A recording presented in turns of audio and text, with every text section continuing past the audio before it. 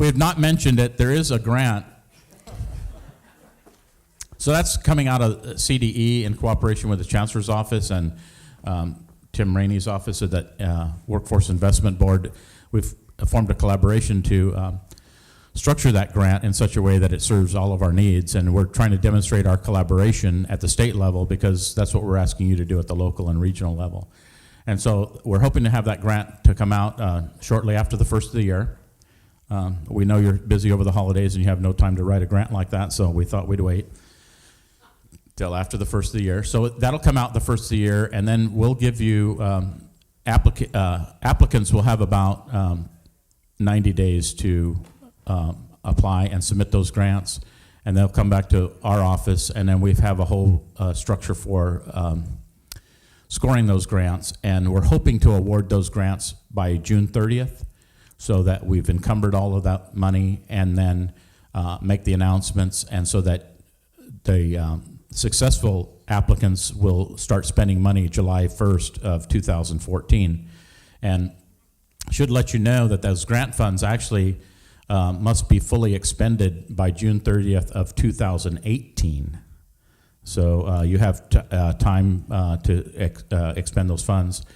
One of the things that we'll find in the grant application, we're just trying to make the final adjustments to that grant, but one of the things we're working on is that successful applicants will not receive all their money up front. They'll receive a certain portion of that money up front, and then we plan to wean you off of our money, because as you'll see in the application, these programs that you're gonna form in your regional areas are expected to be self-sustaining, so over time. So rather than just give you money and cut you off, we're gonna give you some money and then wean you off of our money in hopes that, and we know that startup costs, equipment costs, professional development activities, training for staff, those kind of things are really costly, and those happen up front. And that other sustainability costs are a little bit less expensive, so we've structured that into the grant. And then we will have readers from not only CDE, but community college and the WIB are going to help us score and read those. So it's going to be a good cross-section, I think, of how those will be scored and so forth. Okay, so I just thought I'd start it out, and do we have any comments, final comments, Bob? Are those people standing in back? They look like they're getting ready to rush the stage. Is this a danger here? What? If you just keep every once in a while say something about the Career Pathways Trust application, then they won't leave. Well, I mean, I had the chance to stop by all of the breakouts afterwards, and I was impressed by the level of engagement. Yeah, Josh's was great. Yours was good too. I think one of the part of what I was struck by with some of the questions, which I think will be relevant both for this trust but also for Youth Career Connect and everything else, is this the inflection point that we're at, and the where we often in many parts of this work used to think of it as what was for the kids that weren't headed to college. So we developed this as this is for kids who don't learn in the regular way, and as Nancy said in her session, that turns out that that's almost everybody. But this is a fundamentally different frame, which is this is about making this. We've learned so much from the academies that are here and the employers that are here over the last several years that this really is powerful, and that it's powerful for a broad range, if not most, students. And so the trust was created with the notion that how do we start to deliver this for all students, make it an opportunity at least for all students.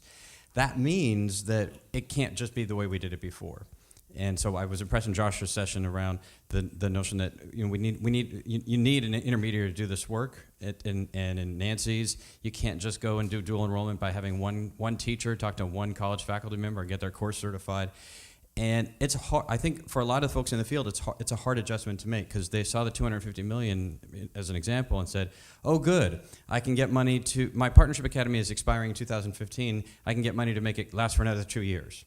That's not the strategy here. Or we have 27 pathways in my district, and we're hoping to add 27 and a half pathway with this money that will then expire in 2018.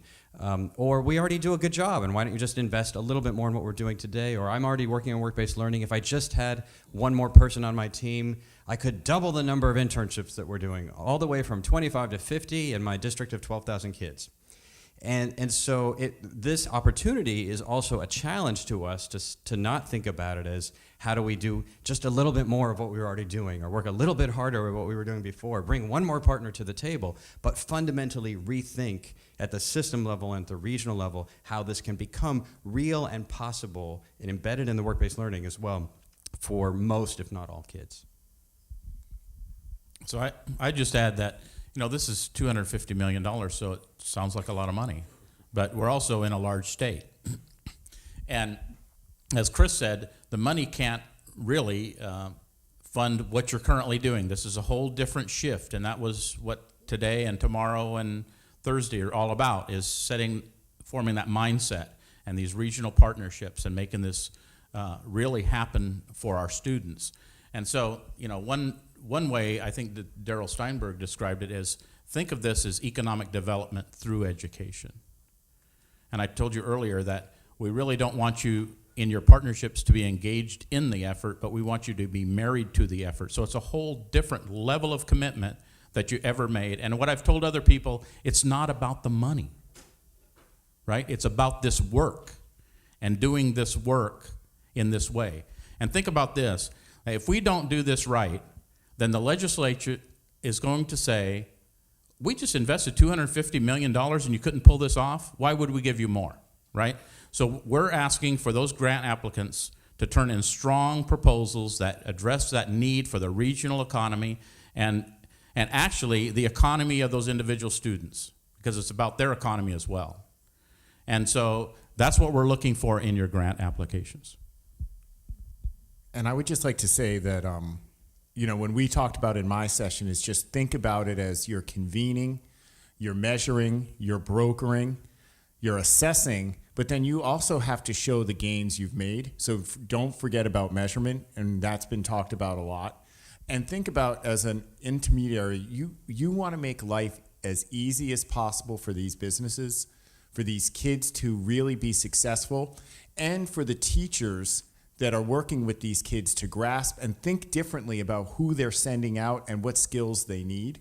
And the intermediary would help you do that. So you wouldn't have to have a teacher scrambling for internships and jobs or job shadows. Someone else would be thinking about that, but then also doing a good data share so that we can make things and grow things so that we can get another 225 million or whatever it would be. I might move to California. That sounds great. But that's what we're. Oh, I thought it was all for me. No, but that's something that we, in our session, we really talked about employer account managers and their role, and the career specialist working with the kids, but also looking at measurement and moving kids on and thinking about when we're working with kids in 10th, 11th, and 12th grade, and then what they're doing.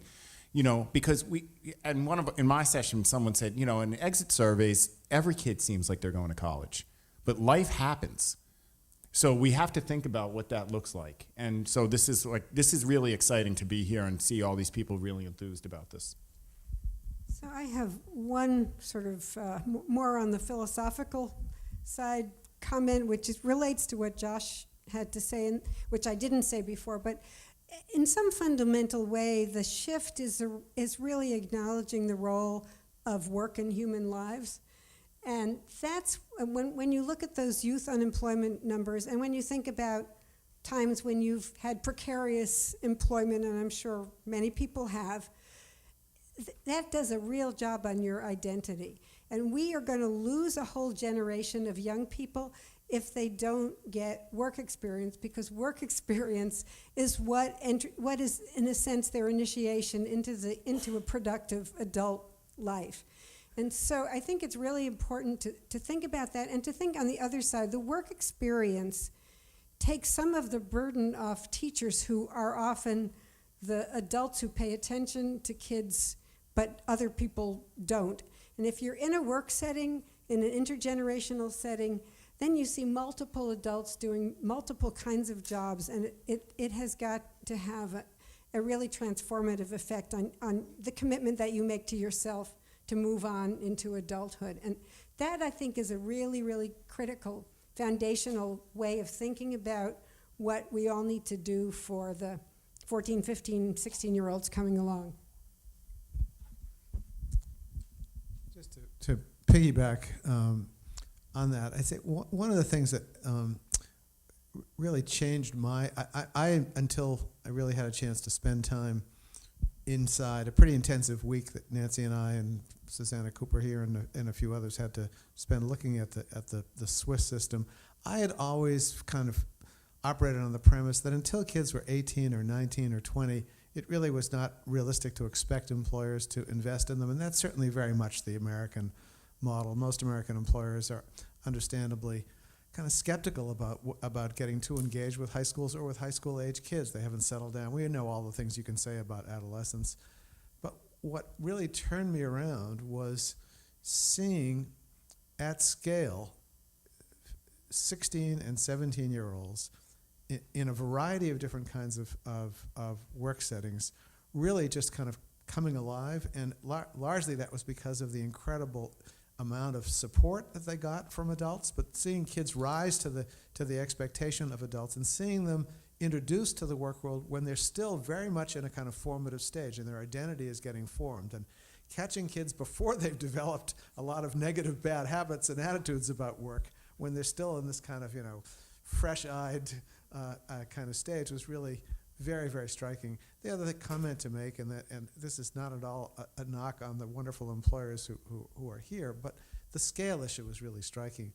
When Nancy mentioned Credit Suisse, where we were the last day in Zurich, Credit Suisse has 750 16 and 17-year-olds in their banking operations. That's a tenth of their workforce. They call them young professionals. They are seen not as students, but as young professionals. And because of both the expectations and the support, that's how it is that by the third year, the companies are getting back more in increased productivity than they are spending on either the wages of the kids, the wages and the training costs associated with them. So kind of aspiring to a world in which, as Christopher said, our bias is pretty clear here. Based on what we've seen elsewhere, we think these systems need to grow to become mainstream systems serving most kids. And if you go back to the statistics that I cited at the beginning of my presentation, it's pretty clear that in a world in which the returns to skills and credentials are rising almost by the minute, unless we've got a strategy to get many more kids skills and credentials that have value in the workplace, these kids are going to be starting off their kind of adult lives at a huge, huge disadvantage. And we as a society will pay the long-term costs, but more importantly, the long-term costs in kind of thwarted hopes and dreams on for kids. That has serious social and human consequences that we've got to do what we can to avert. So, there's a message here is kind of, it's a kind of schizophrenic message in a sense. On the one hand, we need to have a much stronger sense of urgency about the importance of this work, but we also at the same time need to understand this is long-term system building work. This is not going to happen overnight. This isn't like simply scaling up an existing program or project. This is really building a system that over time can be the system that serves most kids. So in your grant application, please don't write in a trip to Switzerland for you and your staff. So I think we have a few minutes left. So, and I think the folks that are up here are willing to take a few questions if we have any. Does anybody have any questions for us? We have one way in the back. I saw the hand go up right away. So use your teacher voice. I'll use my teacher voice. I'm wondering about the position of trade unions in Switzerland, because often when we try to hire young people, we get the union is going to, tribalistic. Yeah, so I think there are two. There's the Swiss answer, and then Josh will give you a U.S. answer. So the Swiss, German, these systems are all run by what are called the social partners, and the union is a social partner, and the unions see this as a way of creating a new membership. This just isn't an issue. I don't know what you want to say about your experience. So similarly in Boston, we work with the unions. So we are partnered with them. So for example, in my session, we talked about Aramark, which runs the Red Sox food service and catering and all that stuff. 20% of their staff is PIC students. They are all union paying due members. So we talked to the union said, we'd love to have the kids. We also see them as future union members. As long as they're working on site, they have to pay dues. Now, these kids get so much money, they get paid so much that they don't miss the 50 cents an hour that's taken out of their check. But we also explain to them what being part of the union means. So that's one example, and the other unions do the same. They see these kids, as not only union members or future union members, but this is an educational experience for them, and we partner with them just like any other employer, and they've been wonderful. This is a really good example of why the partnership with the workforce investment boards is so critical.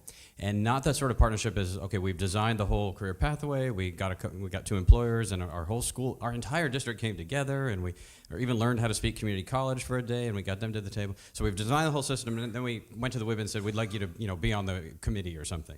But no, from the beginning, where the WIB is really helping to drive this, because they, just like the Boston PIC is a WIB, they have this experience already.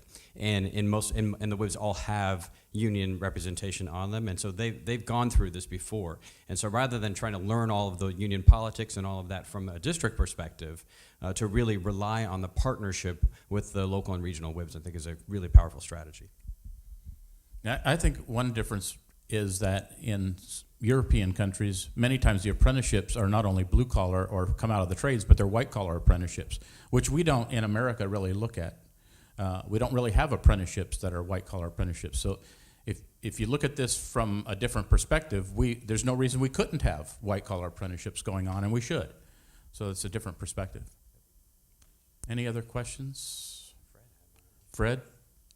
More of a comment.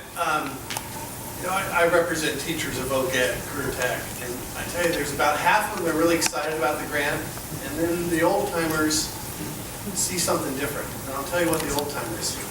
They've been giving kids marketable skills, some of these guys, for 30, 35 years in the classroom.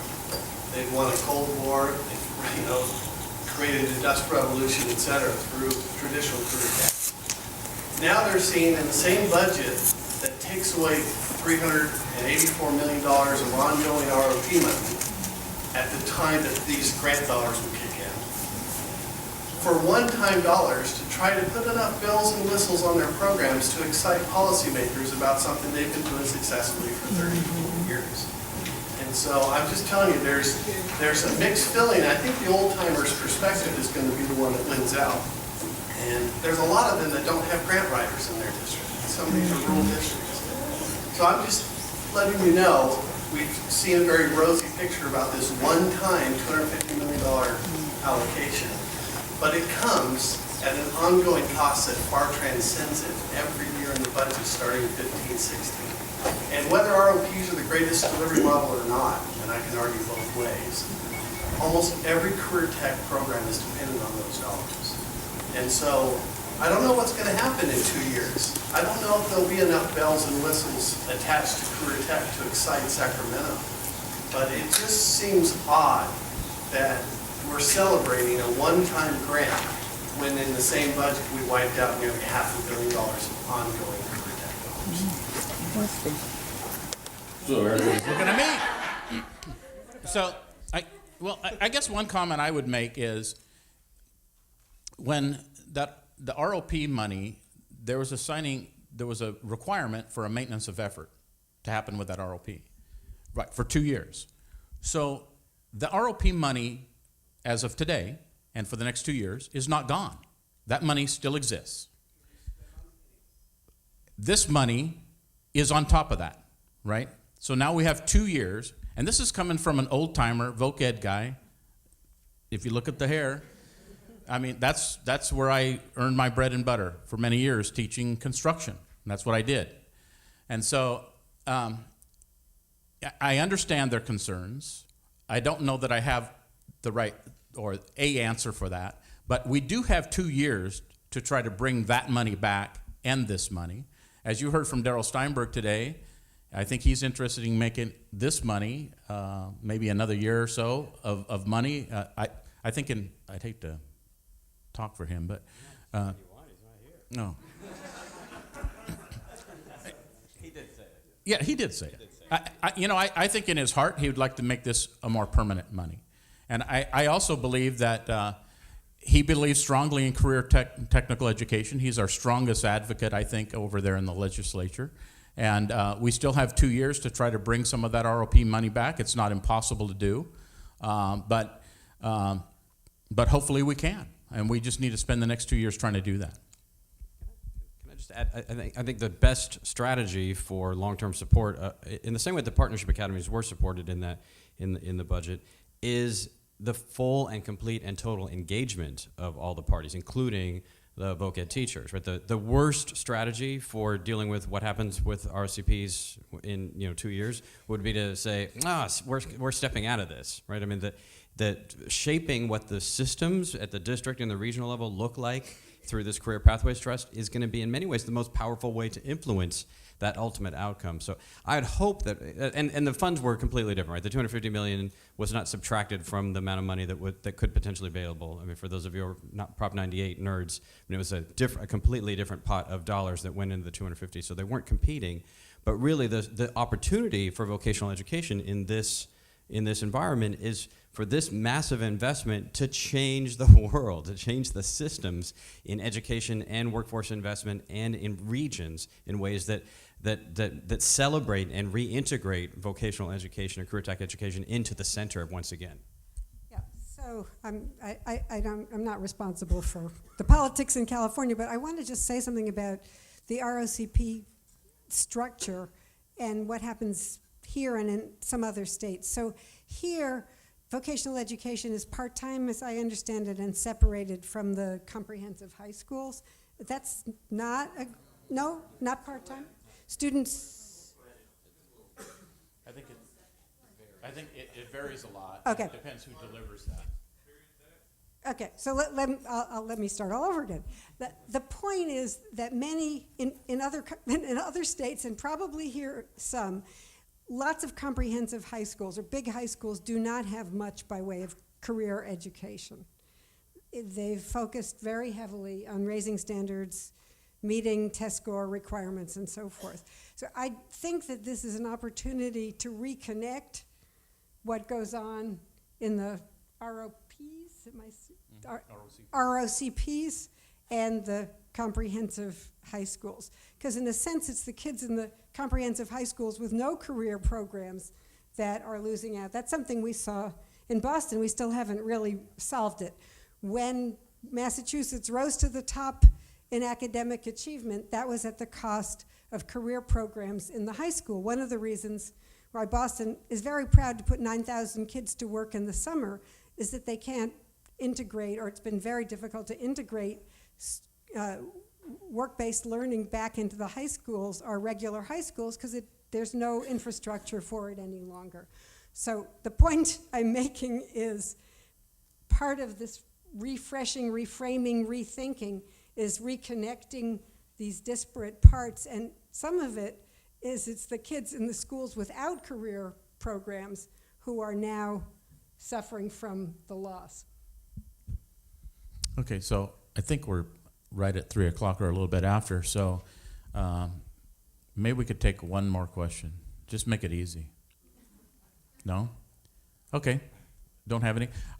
So I just want to thank everybody for attending. I hope that what you gained today is valuable to you, and you take it back and do the good things you need to do to help our students. Thank you for attending. And also, I want to thank Josh and Nancy and Chris and Bob for joining us today. I think the information you shared is very valuable to us. Thank you.